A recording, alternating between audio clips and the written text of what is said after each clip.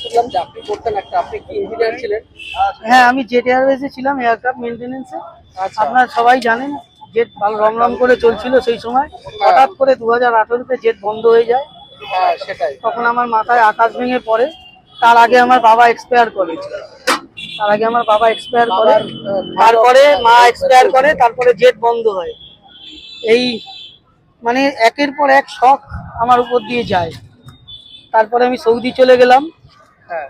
অনেকটা আমার ক্ষয়ক্ষতি হয়ে গেছে, অনেক অর্থ খরচাও হয়ে গেছিল। তারপর আমি সৌদি চলে গেলাম।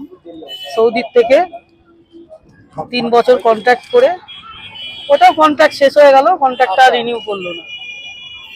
তারপরে ভাবছি 1 বছর 6 মাস 7 মাস বসা ছিল, তারপরে পয়সা কড়িও শেষ হয়ে গেল। তারপরে ভাবছিলাম যে কি করা যায় জীবনে, লো ইনভেস্টের মধ্যে। একদিন, এর পিছনে বড় স্টোরি আছে। একদিন আমার ওয়াইফ